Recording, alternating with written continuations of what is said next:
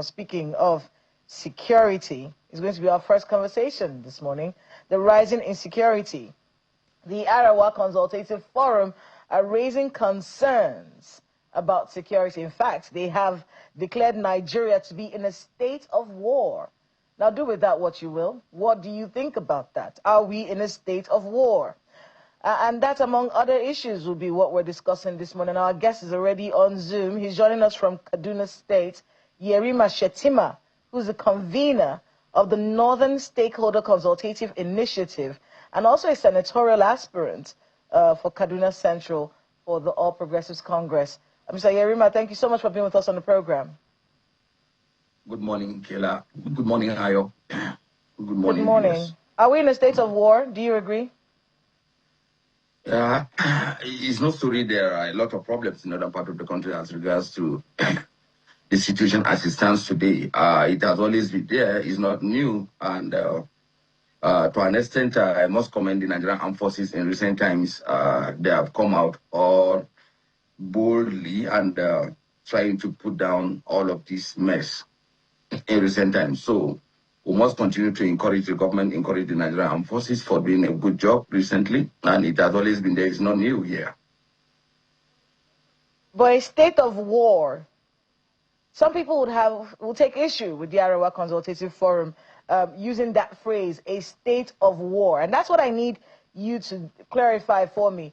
Does the Northern Stakeholders Consultative Initiative, do you agree with the Arawa Consultative Forum that we are in a state of war? And if we do, what war is it?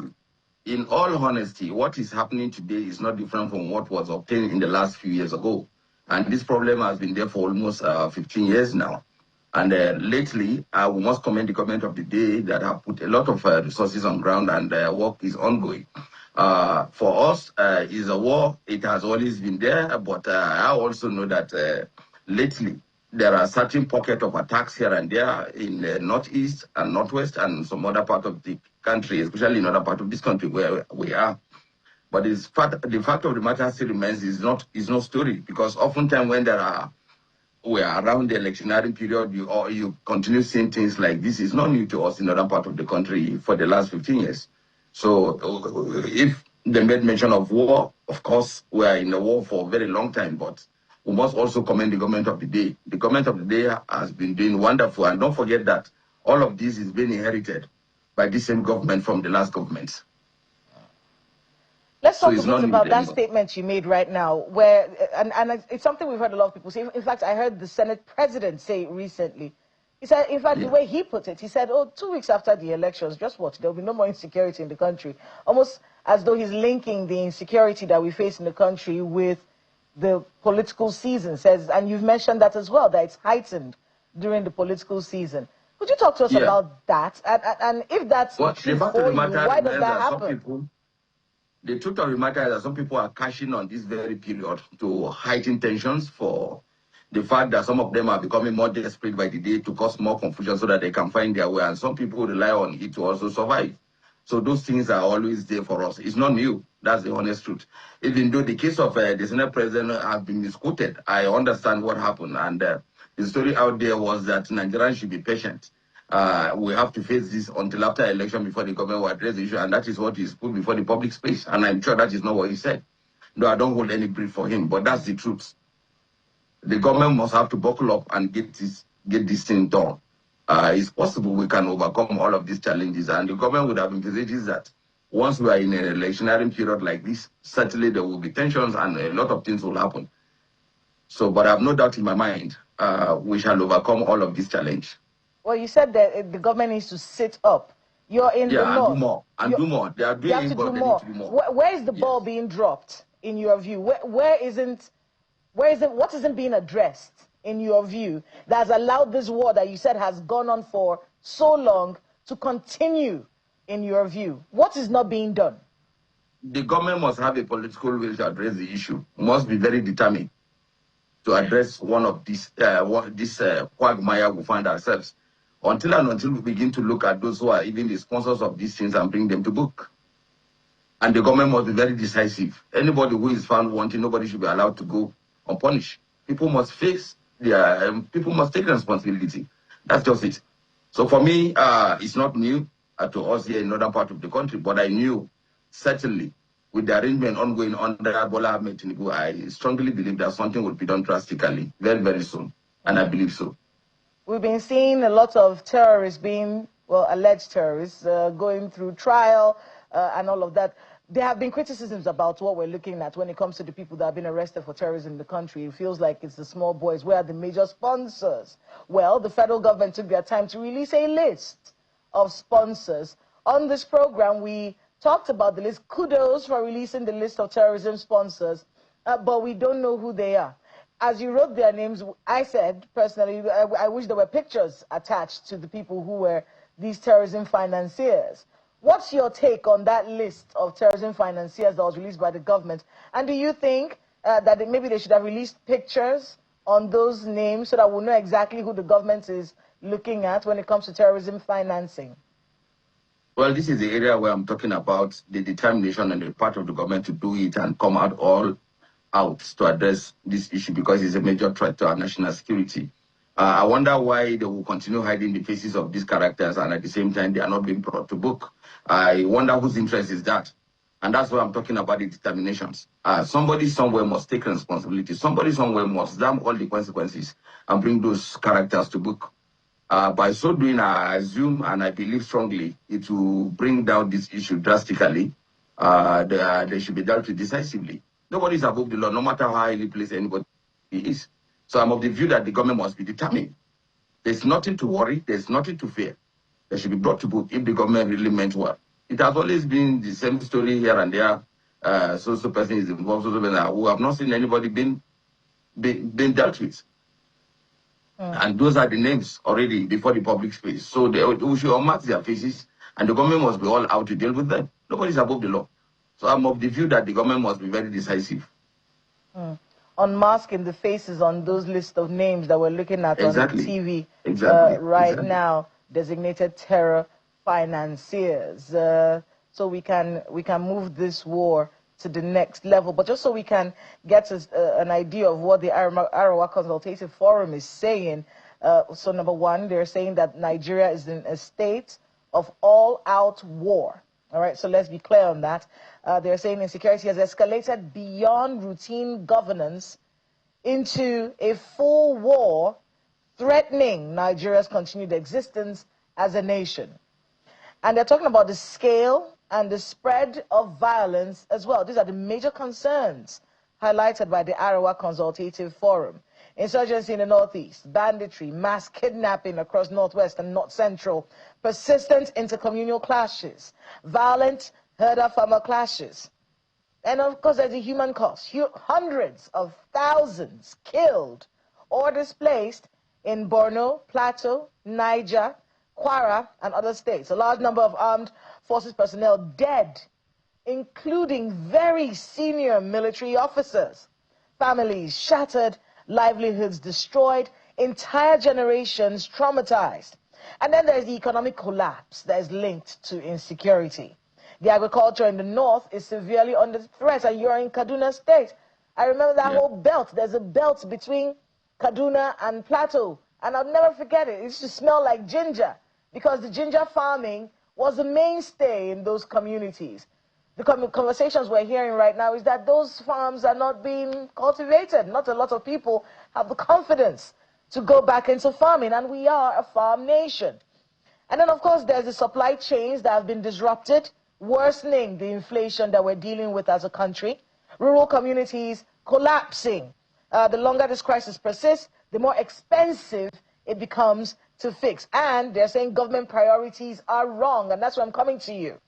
The Area Consultative Forum is saying that security is still threatened, still being treated rather, as one issue among many, and that the government doesn't have its priorities together if they're going to handle this. What are your thoughts on the priorities of government? The president, and you're a member of the APC. You're a member of the APC. Your president, the president has been criticized for taking all of his intelligence and putting it into politicking. But when it comes to governance and security, we're not seeing that same sagacity showing in those areas. Do you agree with that? And what do you make of this particular issue about the government's priorities being wrong? Ella, don't forget that we are in a very dicey situation as it stands today. It's not just all about politics. It is a reality on ground. Don't forget, this problem was there long before now.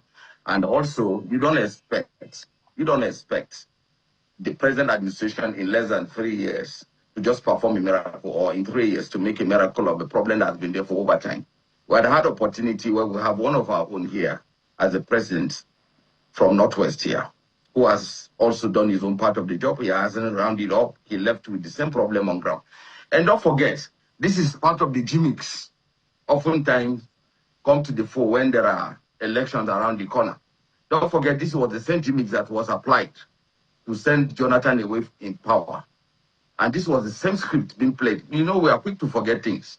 So that's why I'm saying this story is not new. Yes, there's a problem. Nobody will deny that. Nobody will argue that there are problems. I'm also saying that the government must also look at what has happened in the last election. That was in 2014-15. It was the same situation we found ourselves. And they used it to remove the government at that time. You have people who believe this is a business at the expense of people's life. And this must not be allowed to go unchecked. Government must be very decisive and determined to bring people to book and deal with them decisively. I do not believe that this problem, the government is overwhelmed. Something is fishing somewhere, and something must be done drastically. And I strongly believe that the government of the day has done a lot. Things are ongoing. We all, issue of governance must not be seen to be the sole real responsibility of the president. The governors must also be responsible. Apart from the governors, even citizens themselves must also contribute. They must come to the fore and give certain informations for us to get it right. So it's a collective thing. Everybody is involved in this. It's a script. A script. So we must all be out. It's not about politics. It's not about APC or whatever party you call again. What matters is that we must look at it. All of us must be seen to accept that this is reality. And all of us must be seen to participate to ensure that this issue becomes our past. Everybody must contribute. A script that is being written, in your view, to take President Bola Tinubu out of office. And you in the last few months ago, the same script this issue is that was used to chase gradually gone down out as well. Recently. Exactly. Who is writing Some the people script? are so desperate that by any means they must come to power. And as such, at the expense of people's life, they will do things to cause more confusion so that they will find their way into the corridors of power. And this must not be allowed to continue. All right. My colleague in Lagos has a few questions for you. Go ahead, Ayo. Thank you very much, Kayla. So it's interesting that this alarm being raised, even from the statement of the ACF, there are a consultative forum. It's a northern group interested in the affairs of Nigeria, no doubt, but a northern group raising a lot more concern about things happening in northern Nigeria. And we have heard northerners, such as yourself, say something like, look, the president of the day is just going to be looking at us and laughing. A northern leader was saying it. I can't quite remember his name and the location now, but I think it was in an interview that he was granting. That, look, the top leaders in the security apparatus of the country at the time were all northerners. So what excuse do we have as northerners not to be able to deal with this issue? Now, we have political leaders in the north. We have governors in the north. And we have heard governors in the north tell us that they know the people perpetrating these crimes. So I ask you, with these concerns being raised by the ACF, what are the expectations? What can the leaders in the north do? Northeast, North Central, Northwest, what can they do? What can the governors do? Or are we totally helpless? We hear from time to time that these people are not unknown. So, in your opinion, what exactly is happening that these so-called known criminals cannot be brought to book? Well, I wish I have an answer to that, but that's just the problem. The determination is what they are lacking, most of them, to address issues the way it is drastically and do it the way it is. We must accept the realities that people are bent on destroying this country. We must accept the realities that people are suddenly become enemies of this country, and as such, all hands must be on deck to deal with these characters. These characters are there, they are close to us, and some of us even knew them. But the government will have to do something about it. That's just the honest truth. It's just a problem for the country, and those people must be treated as enemies of this country. We have state governments as well. We have a good number of state governors in the north. And according to the federal government, even the governors themselves say they get a lot more resources now than they were getting before, both at the federal and local, at the state and local levels. So when you say government, what government needs to do what? Both of them have responsibility. The state government must have to collaborate with the federal government to get it right. This issue must not be left alone in the hands of the president. The governors also have a role to play here. And also the community, the local governments, and the local people must also come forward to give certain informations to get these people right down. That's exactly it. It's just all-inclusive. All hands must be on decks. I repeat, all hands must be on decks, and there must be determination on the part of our leaders to address this issue. There's no way people will just relax and assume that the government is being overwhelmed unless the government lacks the will to address the issues. But if I determine these are issues that can be addressed in less than 2-3 months, so those people are human beings, they are not spirits. It adds to the confusion of many Nigerians, particularly my northern brothers and sisters. You say that these things can be done within 2-3 months. And you are not the first person to say it, and so many other people have said it. It sounds to me that for everyone who is saying it, they know something Nigerians don't know. And a good number of people are either hoarding that information or don't want to be the first to say it. Are you one of those people? Because if we know what the problem is, and it will seem like the security forces are not doing what they are supposed to do, then it sounds like maybe we are also aiding and abetting, though passively. Well, the truth of the matter is that, like I've earlier said, and I'll continue to say the same thing, there must be will and determination on the part of the government. And at the end of the day, the armed forces must be seen to be up to it, though there are lapses in some areas where I also understand that there are certain welfare and there are certain things the armed forces will also need to do to get it right. The government must be seen to provide for them, let them do the needful. We have heard, okay, let's speak to specifics of some issues that have been raised by security forces, including the military. Both the kinetic and non-kinetic have been attempted and all, but then we have heard that one, particularly from a former, I think it was the same, is the current Minister of Defense, who said it while still in the military, that, look, the military can only do as much.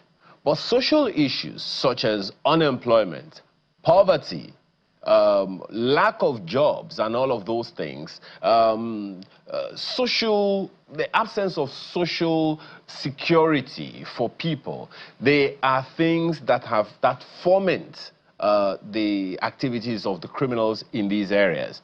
Now, I would say, and I don't know if you agree, and a good number of people have said that as well, these issues, three specific things in particular, lie largely in the hands of state governments to be able to do their best to eradicate poverty, a situation where farmers cannot go to work.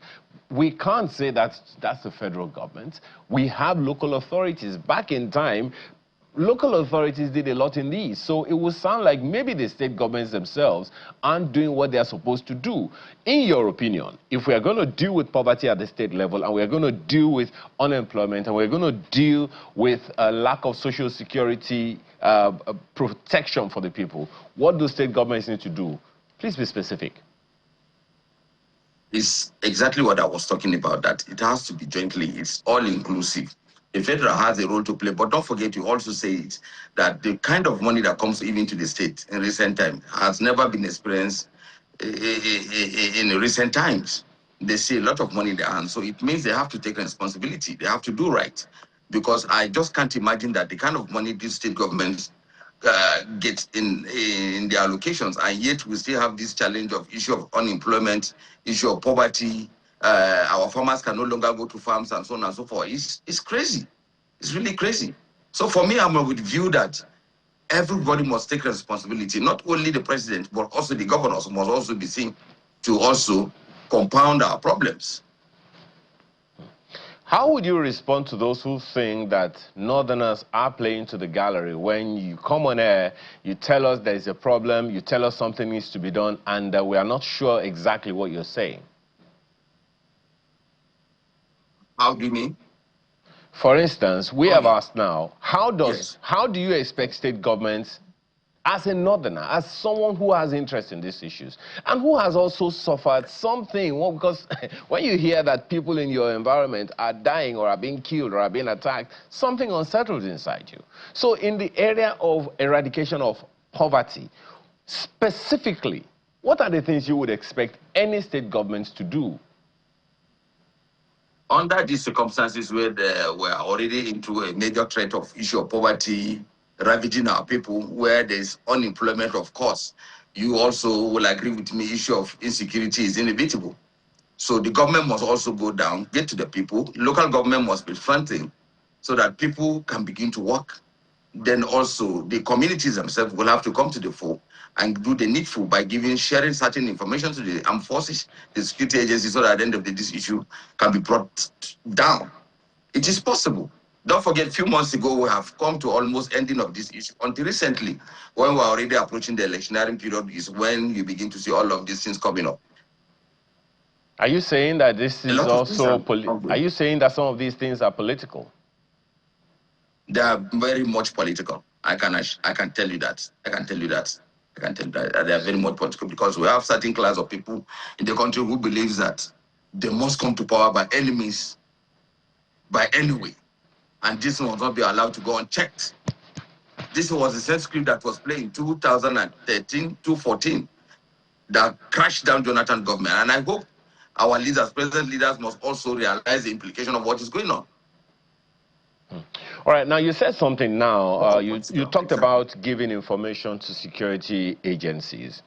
Now, there are those who we have heard that there are some communities that are afraid to give information to security agencies for fear of a reprisal by their attackers. That has happened in this country before. So the trust quotient is rather low in recent time. How do you see us shoring up that trust quotient between the government and between the people and security agencies, so that such that when people give information to security agencies, they are safe? Speak from a social perspective. What perspective the Nigerian needs to have about security agencies, and what security agencies need to understand about the people?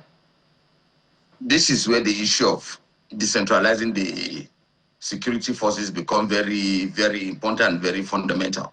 And I've always been an advocate of decentralizing the security.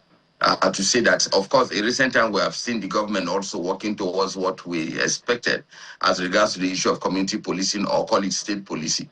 We need it so that this information, this gathering, can also be a thing that within the communities and those people around them that starting with responsibility of security, it will flow. But when you begin to have a situation where you only have a central command of security, where people cannot flow, they see a person coming to their community as a total stranger, of course you expect that there's always going to be this sentiments and so on and so forth. But when you bring security, the issue of security, down to the people at the local level, of course, you can be rest assured that people will flow and will get it right. And I commend the government of the day. Successive government have not even find it fit to come to the fore and accept the realities that we need all of this until when Tinubu came today to take the mantle of leadership. And here we are today, we are talking about state policing and so on and so forth. So I strongly believe the government have a very good intention to address some of these issues. And we will get there. You don't expect, it's not a rocket science, you expect that over a night we overcome our challenges. No, it's a process. So I believe with what we are seeing on ground, the strategy and the method being applied, it will come to pass. But we must be seen to be very serious, especially at this period now. I'm looking at your politics in Kaduna State. You have declared to run for the Senate, and you want to represent Kaduna Central. But you've been talking about the concept of anointed candidates. Let's get what's really going on there. Is there someone who people are saying is the anointed candidate, and you don't think you're going to get the ticket for the APC to run in the Senate in 2027? Well, we had heard the rumor. It's rumor. Nobody is sure of it. But sometimes when you get a rumor, you began to be worried because where we are is very sensitive and very serious issue. All of us are of the view that we will give all the support we need to support this government of the day under Bola Ahmed Tinubu, and we also intend to go side by side to work alongside with the governor to ensure that we get it right and ensure that we key into the team properly. But in an area where certain rumors keep flying around that there are certain interests that have been anointed by the president, of course, that will spell doom to the government. That will also not be good for our party as an APC. So some of us had to raise alarm, and I commend the party at the national level that took a decisive measures to announce that there is no any another candidate that people will be allowed to go. There are only two options, either through consensus or through direct primaries, and those are the